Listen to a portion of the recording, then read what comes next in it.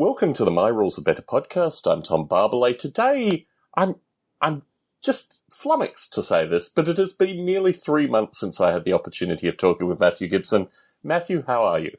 I'm well, Tom. How about yourself? I'm pretty good. We went to a concert last night, which I hope will be a topic somewhere in today's recording. But I'm surprisingly awake, actually, having returned past midnight. But anyway, in terms of the past 3 months, do you have any updates? What's happening with the D&D game? It's been, we've had some missed weeks because, of course, they're young people and they have many things going on in their lives, and also their families take over their lives. You know, we're going away this weekend, but I've got D&D.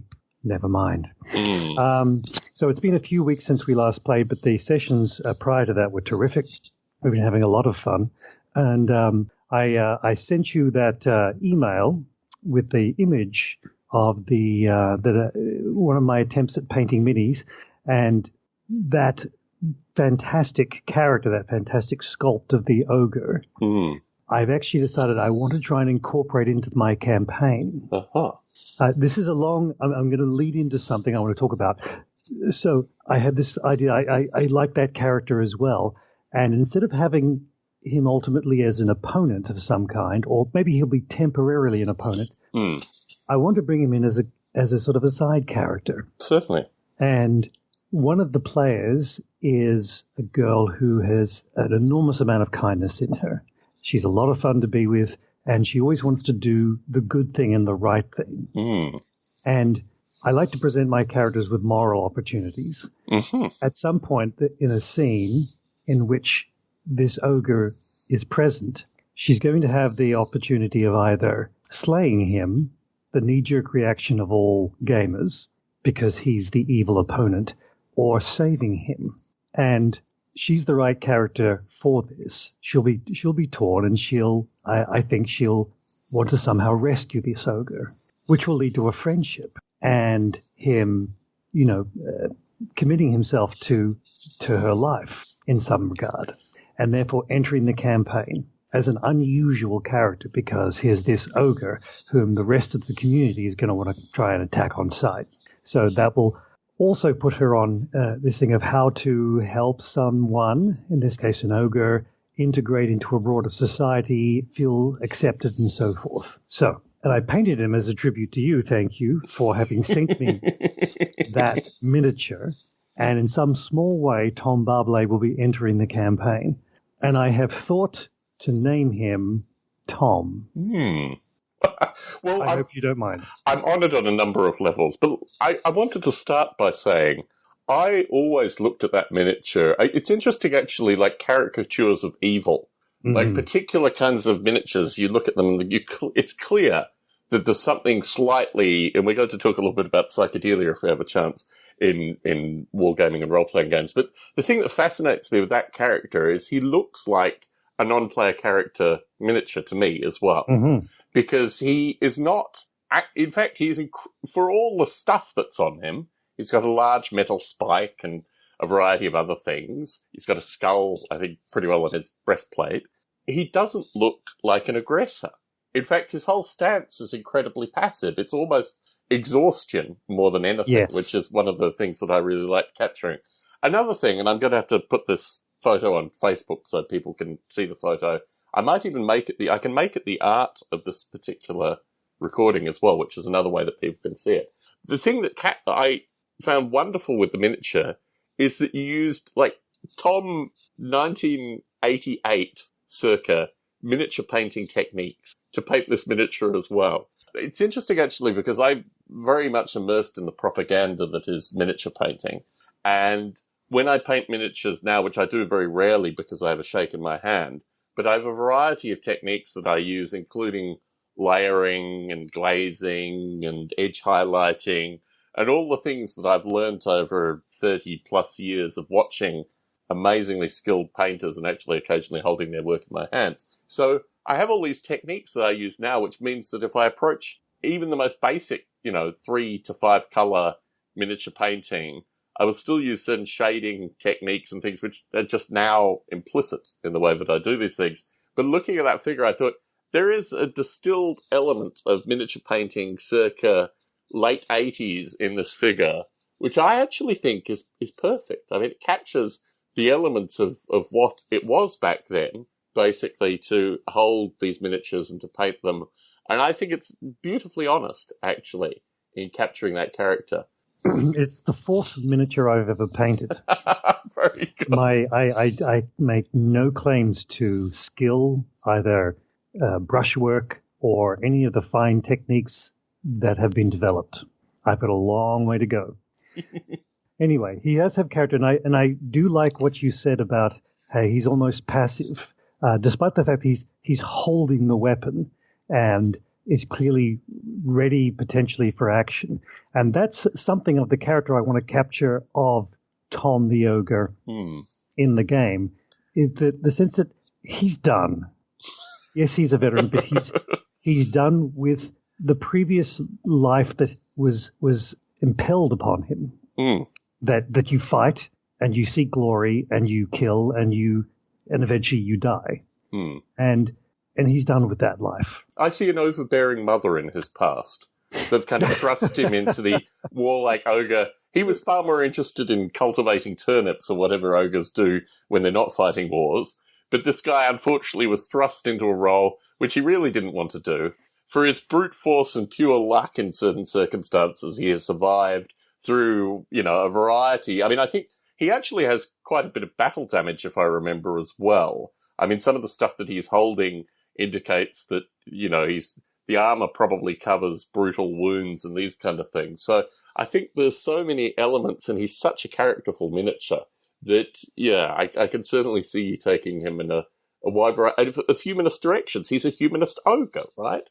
Well, I realize that ogres aren't traditionally endowed with great intelligence. And I'm wondering if somehow, I know the point in the storyline where he might be introduced, and that something is going to happen that perhaps even expands his intelligence and helps him to make certain philosophical connections. And so while he still is this creature of immense physical prowess, with a history of violence, he's become philosophical at just the right time, when someone who is the other, who is his traditional enemy, one of the human or demi-human races, does him a good deed and helps to bring around this transformation. For what it's worth. Now, but where that leads me into talking about the campaign and D&D in general is, of course, this is the kind of pitfall that I'm always, as a GM, trying to be aware of, which is that to try and impose too much of my own story on the players, they may not bite. The story may not even head towards that encounter that I had where they might meet Tom the Ogre. I may present a situation where this particular player would be able to bring that story to life, and she may not have events turn out that way. I think what is fascinating through this is Tom circa late 80s, when I knew you. When I first played RuneQuest with you, the introduction of my character into the narrative form, the way it wasn't really haphazard. I was just kind of sitting around for about an hour and a half reading magazines, and then you kind of lured me up to the table and said, and within probably about 20 minutes, I had been introduced into the game. But it was very much part of a kind of tapestry of GMing, which I took away. This was actually a learning point for me in my, whatever one would call it, GMing career, if one wants to use those kind of terms. Because I realized that the natural narrative and the way in which people come in incidentally in these circumstances, or characters come in incidentally, is really an important technique, which I historically had not seen in GMs up until you. But I've taken that, and every game that I play now, particularly when I do it at work, you have a constant flux of characters. Yeah, people being, they've got, kids have got whatever, their character isn't there for 1 week, then, a new player will come in, and the nuances associated with when you bring a character in is a really important nuance that certainly you, circa probably 1988, 1987, left a very strong impression on me that this was a very important part of the way you GM then, and it appears it's also an important part of the way you GM now. It certainly is, and that's quite the compliment. Thank you, Tom. So just to comment on a few other things is with regard to that particular campaign that's running and how much fun we are having is it's their first campaign, first time ever playing D&D, and it's reminded me how unimportant a rules system is in a sense. Certainly. Because, of course, they're not really concerned with the rules very much. They're very much concerned with their characters and exploring them and the storyline, the sort of the action of what can happen. And I've noticed that how little attention they have played to taking up the rules per se. Mm.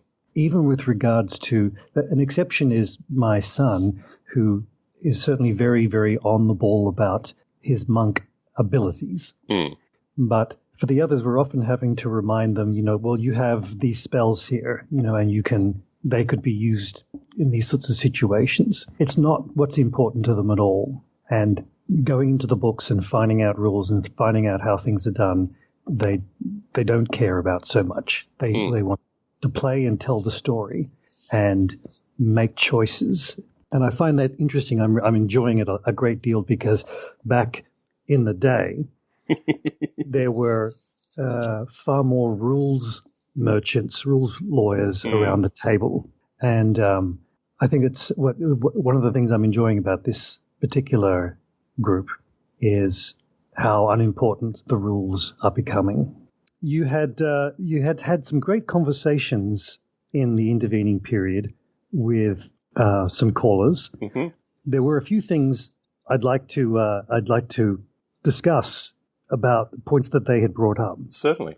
This issue of narrative, both of your other callers had brought it up, and it got me thinking again about narrative in gaming and how it's this. It has become such an overused term, both in gaming and outside gaming, in such that it's almost lost its meaning. It now means so many different things to so many different people. Certainly.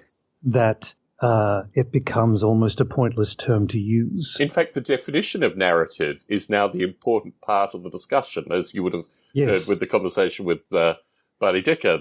He had to define narrative as it meant to him in the context of a variety of other things, which I found fascinating. But anyway, continue. And that is important because it seems to me almost that it has come to mean, and I make reference here to the great Australian film The Castle. It's come to mean just the vibe of the thing. So when people talk about a narrative, this is a narrative game, that means, what does it mean? It means it's a game with sort of a feeling to it, because it doesn't necessarily mean a storytelling game. And if you just mean that, you could just say storytelling game. I think maybe in the world of literature, narrative still has some more discrete, concrete meaning, but I feel like it's lost it in so many other contexts. And just to quote, even just one writer about, narrative suggests that there is direction and purpose in place. It allows us to see ourselves and the world in macroscopic wonder and microscopic detail. Narrative is one of the most powerful tools for perceiving the human condition. That's almost too big of a thing to bring then to a board game. You're designing a board game, you can say it's got a narrative element. That's way too much for something which is just a board game. And what does it mean in terms of a role-playing game? Almost whatever you want it to mean. It's now a term I'm going to avoid using. A polluted term. Another one you had in your things you thought you might like to talk about, and also which was brought up by the other callers, and also by my submitting that photograph to you, the miniature, is gaming and excess. Minis now seem to be coming in everything. Oh, of course. If you've ever been on Kickstarter, and I'm sure you have, and you look at games, whenever they're producing a game, now there are minis in it, even where the miniatures don't make any particular sense in terms of necessary game components. There's a game that many people have played that I do enjoy playing called Small World. It's a board game, and it has some lovely components. And there are areas on the board which are called mountains, Mm-hmm. and there's a picture of a mountain. Right? There's big, beautiful, snowy, wonderful peaks. They have a component in the game, a cardboard piece, or many of them, that you put onto the mountains to show that they're mountains. I'll let you digest that for a few seconds. No. To my son and I, we always love to pull these out because they're the most pointless piece ever made for a board game. It's the mountain piece you put on the mountains to show that they're mountains. Well, the trap piece is also an important... I mean, as discussed with Barney, I've always found the trap piece on a board game always very curious as well. But yes, the mountain piece has its place there too. So in some of these games, they're now coming out with miniatures that certainly aren't... that are nothing but very, very expensive, large flavor things, right? And it's interesting how much people now equate the value of a game with the quality of the miniatures it is offering, which is a long way from miniatures in the original miniatures, which are used for the armed combat type of gaming, actual real miniature gaming. And then, of course, bringing miniatures into D&D to really genuinely help the flow of the play so people can visualize where they are on board. And now so many board games are coming out with miniatures, which beautiful, yes, but totally unnecessary. And yet they help the narrative. So I'm not sure if that's what you meant with that. Look, the whole reason for starting this podcast, let's get back to basics, is the notion that people are disempowered by things that they delegate and pay money for in some regard as well. So when you buy the latest brand new rule system and you feel empowered by buying this thing, oftentimes the actual underlying mechanics, the detail, the engineering, let's say it, not the narrative, the engineering within these games are very simple. And simple to the point where if you had just basic dice playing, if you understood probability in certain circumstances, you could probably create a better rule system quite easily. The multi-version games are, I think, just amazing. I wanted to talk a little bit about psychedelia as well, and I think these two things are actually interestingly connected. When I went with my wife to what is called the Dead and Company, which is a Grateful Dead. They're basically 3 of the original members, maybe 4 of the original members from the Grateful Dead, John Mayer and his bassist playing. This is a phenomena within particularly California, Northern California, but it's not part of my culture, as you all know, having met me in Australia. But I do go there because it's part of my wife's culture, While she was a teenager, she followed the Dead. She had a dog that she took to all the shows and these kind of things. What I love, however, about the concerts is the quality of the psychedelic graphics, which are far beyond anything that I've seen elsewhere. And I have a visual receptive interest. Perhaps it was far too much Escher and, psychedelic art in my early childhood, who knows. But I love psychedelic art, and I think it's absolutely fascinating, the levels of detail, and also if you understand anything about biology, the way you see things, the edge detection that we have in vision, for example, psychedelic art plays into that as well. When I look at Games Workshop as a company, this is now a super engine that produces, as you say, multiple of these miniature games, where the miniatures are slightly more important than a lot of the Kickstarters that are offered. But they have created this organ which has gone on now for 40 plus years, creating these games with these miniatures and these rules and upgrading the rules and a new version of the rules and a new set of miniatures. And now they don't make metal miniatures anymore. They make plastic miniatures and resin miniatures. I'm going to have lunch with the 2 gentlemen that started this thing off 40 years ago in the UK That's in going to be August. terrific. I'm really looking forward to it. The thing that fascinates me about the seed of Games Workshop as a thing, Citadel, all this stuff, is the use of psychedelia early on. They had very specific psychedelic artists. They had a gentleman who came over from San Francisco who was one of these psychedelic culture guys who was very represented early on in the history of Games Workshop. And if you look at their early lore, the rules around the chaos demons and all this kind of stuff, which were represented in 2 books called Realm of Chaos, the 2 hardcover books, Slaves of Darkness and The Lost and the Damned, perhaps. Anyway, these are 2 hardcover psychedelic tomes which are absolutely fascinating because they have amazing artwork, but also really deep lore associated with how you perturb humanity in a variety of different directions, be it rage, lust, constant need for change, all these kind of things. It's fascinating reading, and they're beautiful things to hold within your hand. They hold their value remarkably well to this day. Also, the rules around goblins, greenskins in Games Workshop lore is very heavily psychedelically based, and the early gentleman who developed it, including a fellow called Kev Adams, who's still, he's responsible for a good number of these evil Kickstarters that you're talking about, because he creates these just amazingly elaborate miniatures, particularly around goblins and orcs. So here, early psychedelia creates this huge kind of commercial engine, which has far outstripped the original creators, the two gentlemen that originally, I think they sold out probably 91, that is the management buyout, and they left the company at that stage. But the blend that they created initially, in particular the psychedelic component, created a certain richness within the game, or games that they produced, which became part of their corporate DNA. There's a lot of discussion associated with, psychedelia and Apple's corporate DNA, all these companies that have this element there early on. So that fascinates me as a thing. But what it creates now is this huge consumerism thing, this excess. Every month they produce, 50 plus new plastic miniatures. They have now skirmish rules because for the longest time they never had skirmish games. So they now have skirmish rules for, 5 to 10 miniatures, very much designed to get young kids in with a small number of miniatures playing these games. But the whole thing is consumerism to the kind of broadest possible extent, which I feel slightly dirty in having anything to do with, because it's so antithetical, as you describe, to this core experience that you were having in the early 80s and I was having in the late 80s in Australia.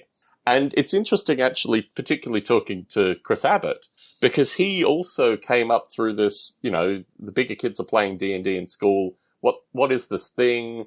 That whole element. Whereas now, such a large portion of role-playing games and war games are, as you say, about pushing the latest stuff. Kickstarter is at its most successful in games. The miniature gaming on Kickstarter is by far the highest completion rate and success rate on Kickstarter. It outweighs every other aspect of Kickstarter, be it food. I mean, even food, which is relatively easy to complete. The miniature gaming stuff is just really heavily organized now about pumping out, as you say, a whole lot of new stuff. And I'm ashamed to say that I've supported various bits and pieces of this, but I feel very strongly that this is not what this whole thing is about. It's about imagination. It's about exploring aspects of, culture and society from the micro level down to even how you create a state, or how you create a country. I mean, all these kind of things are so intrinsically part of the gaming experience for me that I really find it very strange that it has become, and I think certainly in prior recordings I've talked about listening to these podcasts of Warhammer 40,000 tournaments in the US, and just how hyper-aggressive and rules lawyer-based and, so-and-so cheated because their model didn't have grenades on it and this kind of stuff. I mean, these really very bizarre outcrop, but in terms of the financial engine, and this is the quandary that I find myself with, their success for me is a double-edged sword. It's a wonderful thing for a start because it's introducing, miscreant thinking to a new generation periodically, which ultimately is partially psychedelic culture as well.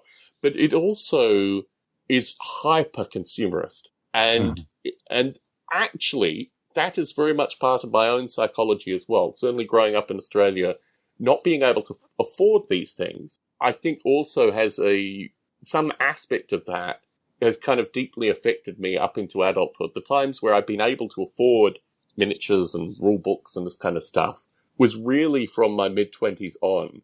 And when I was in the UK, it became almost an emotional outpouring of the fact that when I was a child in Australia, I couldn't afford these things. Now, not only can I afford them, I know the people that make them.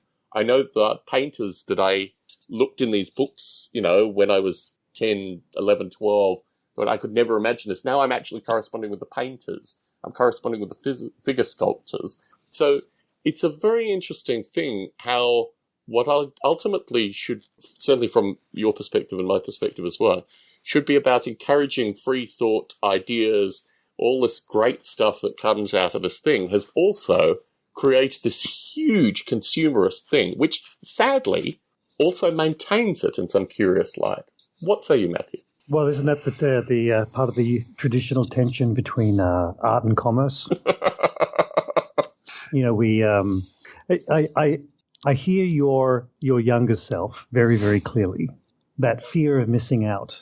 We do see that so much in things that are targeted at young people in particular, and which end up being also targeting our younger selves, Certainly. which now that we have more money, we sort of we respond to on a very visceral level, I think. And it's something that I have been semi-successful at resisting, but it does take a lot of effort. I'm a bit of a monk personality these days. I try to have as few things as possible. So it's interesting because, of course, I hear you on the podcast saying, I've got some lead for people, free lead. And I'm like, ooh, ooh, ooh, ooh. And I had to consciously say to myself, don't raise your hand. Don't ask for more stuff that you're probably not going to get around to painting or using. It'll be more stuff that just sits around. So I'm very careful. For example, I've got some miniatures for D&D. Very, very, very careful about buying one or two that will genuinely be used and that I will genuinely value. What you say reminds me, for example, of the shirt industry in English, and not just English, but European football, of teams coming out with multiple strips every single year. And for our North American listeners, of course, a strip means the design of the shirt and the pants and the shorts and the socks, right? So that Man United has a new away strip and home strip at least once every season to sell again to those same young fans at exorbitant fees, knowing that kids are going to want to have the latest and the best shirt that matches their team. And so I guess, you see that in anything where the company that makes it wants to be commercially successful as well as produce quality. How do I feel about it? I don't begrudge them, but I also want to resist being part of it.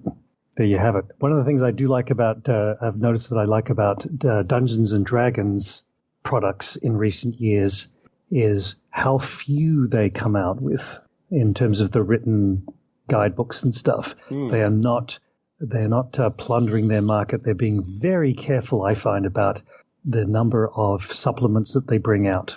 They reduced the price of all the core rule books around the time that I started the D&D game at work. So for $12, I think you could get the Player's Handbook. It could have been a deal that they had through Amazon. But I was amazed how well that seeded certainly my co-workers just buying a rulebook easy, What I did at the end of that game was I gave away all the miniatures that I used in the game. And I'm certainly a big proponent of not holding, although as I sit around with miniature cases that I was hoping to send on to listeners, even though you disparage this whole thing. My perspective is that you need to give the stuff away.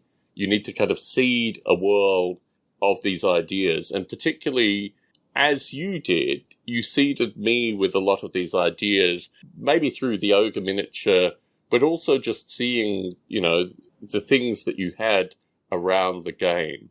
I am in a very different position now than when I was a child.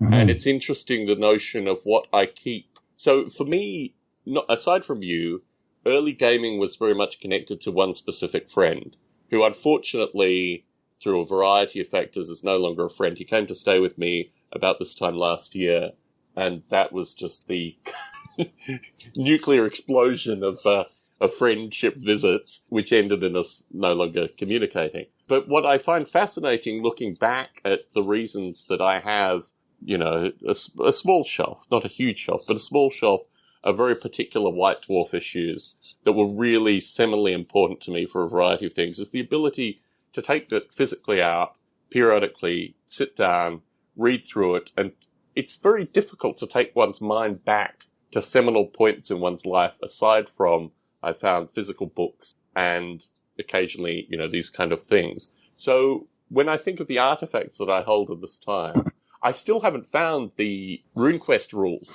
that you said. There was this particular edition that you had that your father caringly photocopied for me and sent to me. I've never found that edition in the commercial market, which I find really very curious. You must have gotten somewhere between maybe second and third, or somewhere between first or second, or maybe it was some Australian-only thing. But the stuff that when I periodically see RuneQuest, and I have a couple of versions in front of me, they're not the same RuneQuest that you photocopied, so I'm not sure what happened in that story. But I think it's interesting, the whole notion of consumerism as a means of still getting these ideas out there. I think very much associated with music as well.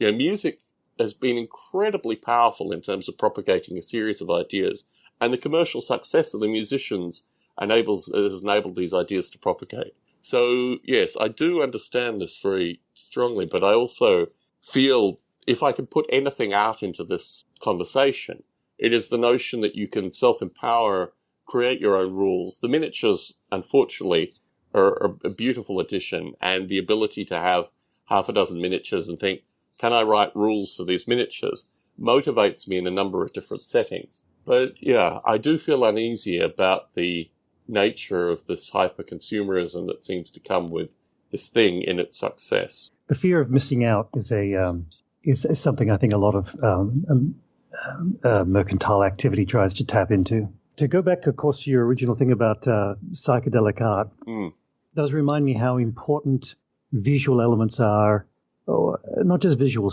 but also music and food is in the gaming experience. Yes. You mentioned psychedelic art. It was obviously something that you enjoy that art, and it was something that came along at the same juncture as gaming for you. Oh, no, it was far earlier.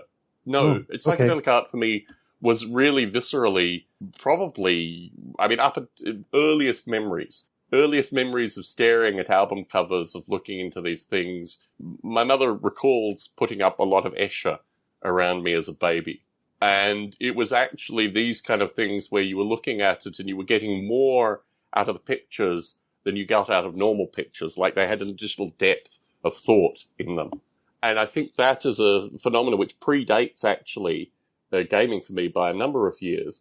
But when I saw these elements, particularly in the artistry associated with the greenskins, but also in certain other artistry, it's interesting when you look at UK literature and where it comes from, because obviously prior to the 1960s, aside from opium and various other things that kind of tangentially came in, there wasn't a lot of chemical psychedelia, but there was a whole lot of free thought psychedelia that existed prior to that in literature. So what you find interesting is the writings associated with, like, Tolkien is clearly not psychedelic, but you move into writing after Tolkien, and these elements creep in very strongly. And then even the nature of Roald Dahl, for example, very fantasy based, but also associated with childhood imagination. The role of this in the UK and the way that it created something that was quite dark, but incredibly socially introspective, versus what happened with regards to, Gygax and co. in the US. If you look at these kind of cultural phenomena, which obviously music plays a very important role in as well, it really is fascinating, the evolution of like fantasy and science fiction in these various spheres and what these things meant in terms of creating, let's not use the N-word here, creating law within these various systems. The notion of what distinguishes, Star Trek troopers from Warhammer 40,000, what distinguishes the Alien series. Obviously, H.R. Giger's work is phenomenal in terms of its creation of kind of dark science fiction, dark technology, strange, genetically evolved species along particular lines. H.R. Giger's work impacted so much of science fiction in such a beautiful way. So returning to this idea, I think these are deeper concepts than just, I was listening to, Led Zeppelin and later Beatles at the time that I started, having an interest in role-playing. I think I have a kind of deeper cultural interest in how these things are created and how it fits into a narrative. Very similar, actually, I find, to the way I spend time reading about details in history that other people just find esoteric, but I find absolutely fascinating. So that is the narrative associated with my interest in psychedelia and wargaming and role-playing games together. I'm assuming that you don't see very much of it. I mean, with the exception of a particular card game of spell casting that I know of, there's not a lot of psychedelic art in contemporary board games, for example. It does seem to be an art form which has not had a great revival. Maybe you're more aware than I am, but it hasn't really come back in a big way. If you look at the origins of a lot of these things, the origins of the greenskins, it's fascinating to me. If you take it from Tolkien and then project what came after Tolkien's stuff associated with mechanical fabrication. Certainly there's the kind of fungus element in there as well, but because they're organic creatures. But the nature of what the First World War did in Tolkien's writing, right? The impact of brutal mechanization and mass killing, and obviously industry feeding this thing, that is an element in Tolkien's writing. So he represents his age at a very particular point. The intellectual property that is generated through these periods exists after what you look like, oh, that's a kaleidoscope picture. Psychedelia is not just a visual thing. It's a way of reconstructing elements in a society which perturb it in a variety of different directions. It's not just the visual psychedelic art.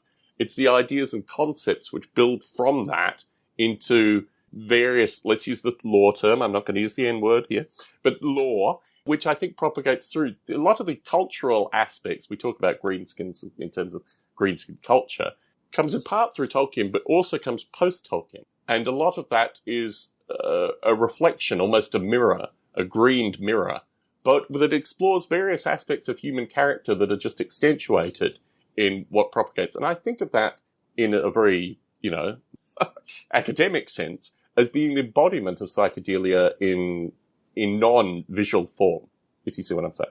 So how did that come into the campaigns that you've run? Well, I have 3 or 4 different elements that I really like about the greenskins. The first is the human perturbation element, which is fundamentally Tolkien. The greenskins in the lore that I generate through my various campaigns are typically created by some miscreant mage or someone who wants to go out and colonize a vast area with a warlike race that is just going to be basically their stormtroopers. And that creates a narrative where the players have to discover these factories, usually in old ruins or things like that, where this fungus is creating these humanoid creatures. And the nature of greenskin lore and my particular perspective on greenskin lore is pretty central to most of the games that I run, because I think that gives a fascinating kind of social analysis component to it. I also like the notion that players are constantly being lied to in terms of their general interactions, which isn't psychedelia. It's also, embodied in mafia and these kind of things as well. But the notion that the narrative, sorry, let's not use the N-word here, the story arc that occurs in these things is about ultimately people questioning what suppositions they came to in the circumstance. And I find that very powerful as a kind of cathartic resolution, which also certainly my players are very receptive to. Another thing which isn't psychedelia, but I find very much associated with the UK specifically, is what I call the soap opera rule. The soap opera rule is you give people a goal, and then you perturb them as far from that goal as possible through various life circumstances that they reach. And that isn't, I wouldn't think broadly, I mean, that's more associated with Aristotelian catharsis than anything. But it's fascinating to create a narrative with perturbation, create a story arc with perturbation. And that, I think, is also central. But there are elements of certainly miscreant interplay, which has a kind of playful element to it as well. Have I answered your question? In many ways you have, yeah. It does remind me again of my current campaign. The idea that you have people in a situation and you are throwing all kinds of things at them to disturb them and to give them opportunities to react and to pull together the different parts of their character and their own view of the world. And that this is, I think, one of the reasons why it's something that attracts this set of players, but also people in their teen years. It isn't just the escapism that I think some parents, at least at the time, labeled it as, but as a way of exploring identity in the way that I think, the way I perceive psychedelia does anyway, in that it's, things are not the way they appear, and you, in order to interact with it, you have to tease out of it the understanding that you can. And role-playing games, for me, now that I look back as an adult, operate on that level as well. It isn't just, let's roll some dice and see if we can beat some monsters. A good campaign is about the players exploring who they are through who they are not. And for me, that definitely has that sense of psychedelia in it, pulling the meaning out of things that seem to have no normal meaning. My wife and I love watching television from the late 80s and early 90s. In particular, mystery shows. Unsolved Mysteries is a favourite of ours, which we go back and watch periodically. But there are also various true crime, things from that period that we do find as well. We have an Amazon subscription which enables us to, spend an hour every other night basically watching these old things.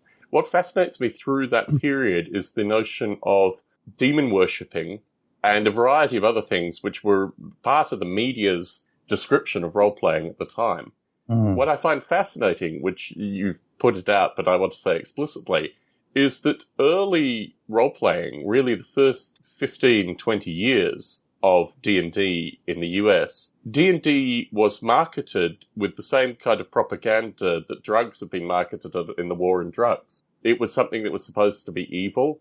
It was dangerous. It was going to break down the fabric of society. It's silly to say this now, but when you watch television from that period of time, that is exactly the narrative, which is presented again and again and again. Mm-hmm. There's someone who killed, who mysteriously also had a D&D campaign. And these two things were so closely linked repeatedly. And this is a really curious thing, because if you want something to be successful, look how successful drugs have been, war on drugs, and market that. Use that marketing. Gygax has said, even posthumously now in the stuff that is written about him, that this was really important to early TSR, that rather than, although they attempted to squash it in a variety of different ways, it was actually a really successful marketing component for what they did as well. Mm-hmm. And as you said that, I thought this is another element of psychedelia that has been used, and certainly historically used, very strongly. Now, I don't think that narrative would ever... it's interesting to have these historical documents, to go back and watch this television from this period, to actually see how tightly connected these things were. They still use that way of framing something that is new and seems to be catching on and that is very different.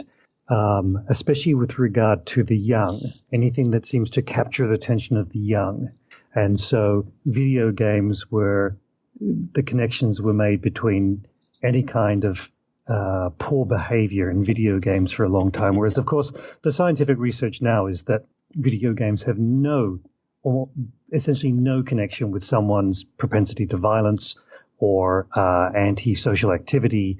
And in fact, that there are many, many positives rather than negatives from video gaming. And that was true, of course, of role-playing games and so much else of youth culture right down through time, whether it was the fashion that people were wearing in the 1960s or you have it. So and I think it's still in use today. We have social media as the current bogeyman for how it captures the imagination of the young, and it's going to lead to all kinds of social disintegration and so forth. And while, of course, there are some problems with devices and social media and young people, it's never going to be the terrible thing that it's often portrayed early on in the media. You had another, or issue that was brought up in one of your previous conversations. What kind of gamer are you? As if everybody in the gaming world sort of has to sort of identify themselves as a particular kind of a gamer. And I thought that was a charming. That ought to be a fun thing to do. Sitting around with gaming friends and going, "What kind of gamer are you?" What. Like the thing that these people used to do. What's your porn star name? Or maybe that's. But these let's kinds talk of about things. archetypes, because Yes.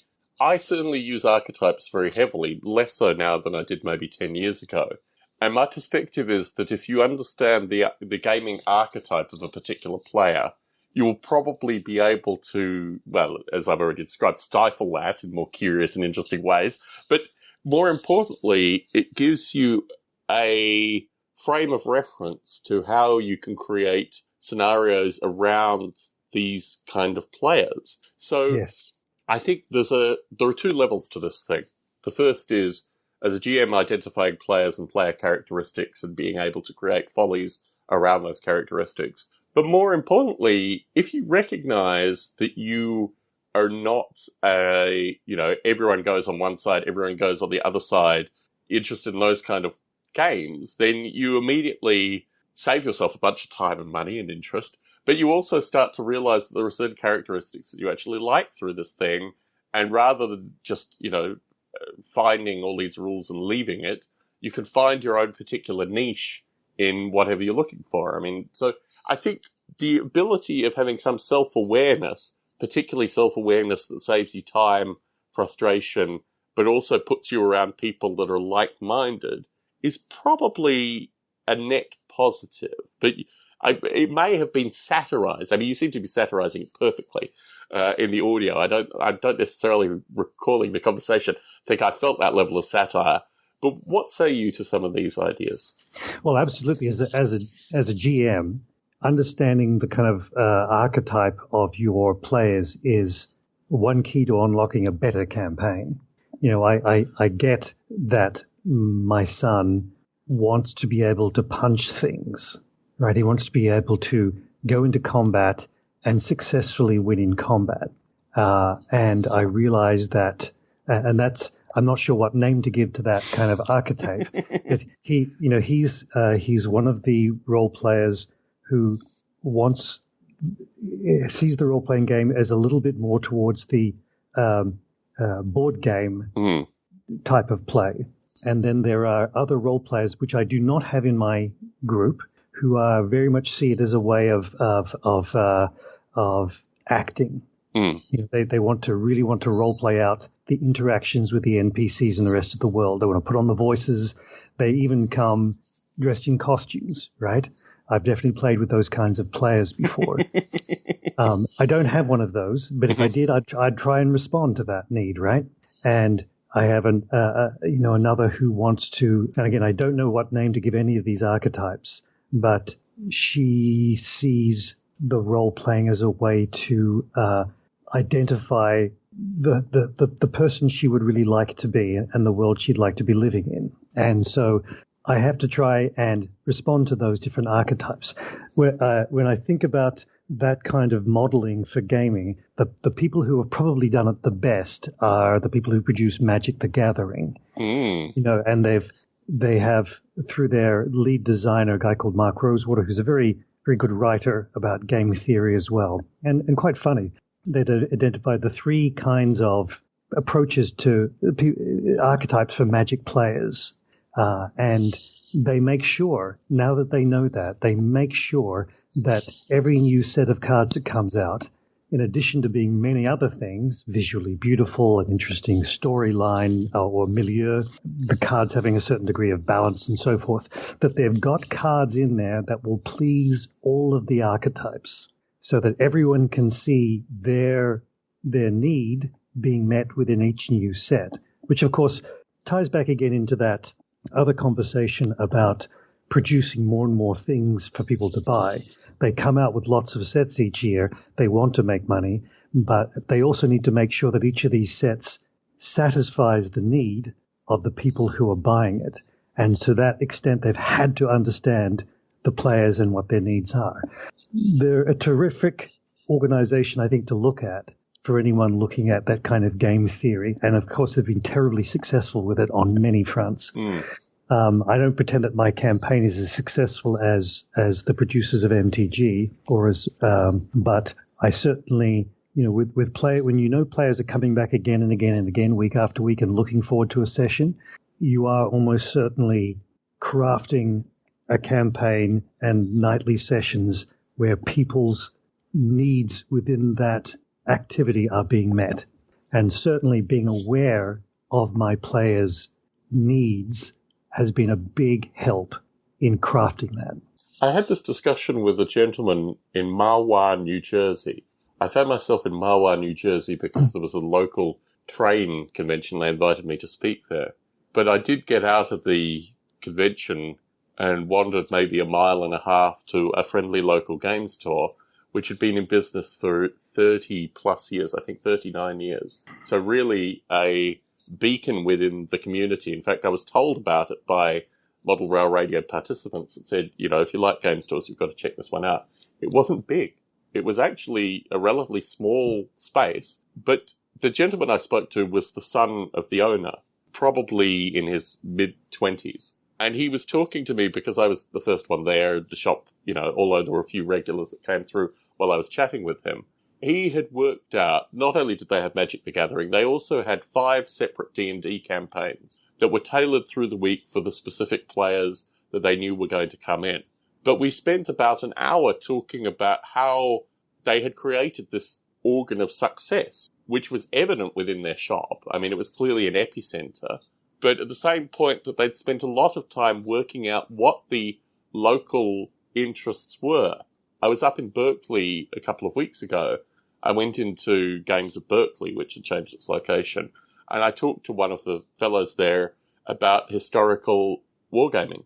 I said, there are certain epicenters of historical wargaming in the Bay Area. Berkeley used to be that epicenter, and he said all the players left. We had a bunch of graduate students that would come and play. They all graduated, got their PhDs or whatever, got out, and what was left was a younger generation, but certainly a younger generation that were interested in playing, Warhammer 40,000 and a variety of other games. They had an amazing section of 3rd edition D&D Pathfinder. They had a section of Pathfinder, but it as a store had evolved over a decade, recognizing exactly where the various players actually came from and tailoring things specifically to them.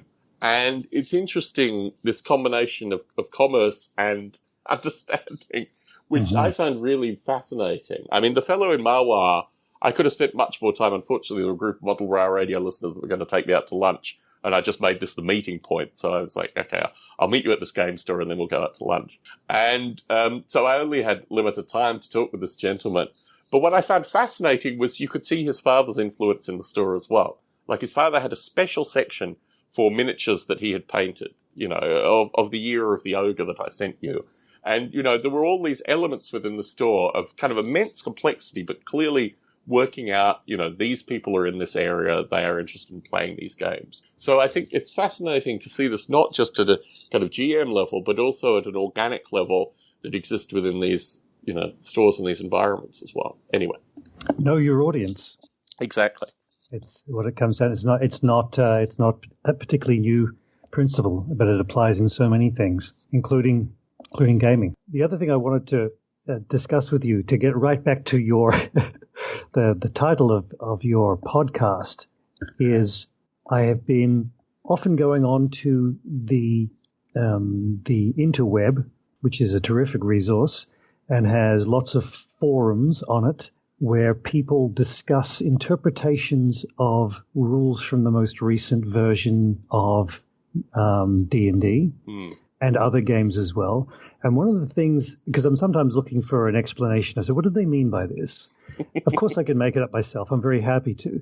But I've often okay, well, what was meant by it, and how people are, what are the various interpretations? And one of the things that's struck me is how tightly many players want to stick to the rules and how they are supposed to be interpreted. And how little tolerance there sometimes is for going outside those rules.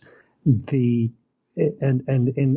term that seems to be used in the D&D community is the word homebrew to represent house rules, and the term seems even sometimes to be used in a pejorative sense. Whereas for me, it's absolutely vital. You don't have a living, breathing, real campaign if you are playing the game QV. You've got to be personalizing it, not just for you, but what you like as a GM, but what all your players want to be doing and achieving. It seems anathema to the very principle of a role-playing game that you would stick to the set of rules. I understand. With very new players, you've got a bunch of 13-year-olds. They pick up the basic rule booklet in a little box, and they play the first few sessions absolutely as written. Totally get that, no problem. But eventually, you must be moving out. I mean, we never stuck with the magic system of D&D. This idea that you would learn spells is not just unfun because it's so clumsy. It doesn't reflect any of our feelings about what spell casting is, right? Can you imagine? Well, it's supposed to be academics, right? I mean, that's the way it's written, that it's supposed to be some kind of academic discipline that is, Can you imagine Hermione Granger getting into this confrontation with something and going, "Oh my goodness, I wish I'd memorized that this morning"? No, you cast on the fly. It's all about your ability to impose your will on the world through these arcane arts, but memorizing spells beforehand had no flavor. The flavor of it did not jive with any of the fantasy literature we read or images of what a knight should be. And so, we've gone through various iterations over the years, spell points and casting down and choosing whatever you want, whatever it is. But at the very, very, something even as important as the magic system in D&D was quickly thrown out. Anyway, so it's just interesting, and I'm wondering whether or not the personalization of rule systems is something that is happening less now rather than more. I don't disagree with anything that you have said. In fact, let me put this out here. I want to actually ask our listeners. I want to take this out of the realm of our conversation and put this to our listeners, because my perspective is that if anything were to define this podcast, it was exactly what you have stated. But I'm curious if we have any listeners who have persisted to this point that believe that the importance of rules is to find exactly what was meant, exactly what was stated, and to play them accordingly. If you are this kind of listener, I will not threaten you with sending you lead, but I would say please get in contact with me. My email address, Barbale, Bravo Alpha Romeo, Bravo Alpha Lima Echo Tango @gmail.com. Please email me, because my perspective is if anything was a catalyst for this podcast, it was the notion that rules are there to be secondary to a wide variety of other experiences, and the interpretive nature of rules and the nuances of house rules and these kind of things is so important, so central to this whole thing. And I hope that I've instilled through the discussions in this podcast so far a sense that that is what this podcast is about. But I'm interested if there are any tournament Warhammer 40,000 players that believe that there are these that have somehow found this podcast, have listened up until this point. I want to hear from you, because I think if you have followed this podcast and you have this belief system, you are the antithesis of what I thought this podcast would capture. So, Matthew, I think you've been drawn into this thing through like-minded, like-spirited essences that I've tried to leave through these various audio recordings, although you've satirized some of the discussions I've had with other folk today. I unfortunately do have other things that I have to do today. But I did want to conclude by saying it has been a real pleasure to have the chance to chat with you today. Are we out of your list of dot point topics, or is there anything? Anything else could come up at a future conversation should that happen. Right. No, it most certainly should. Let us not even predicate that. It will happen. I would greatly look forward to it. Always a pleasure, Tom, hearing your voice. Most definitely. Yours as well, Matthew. Thank you. Take care.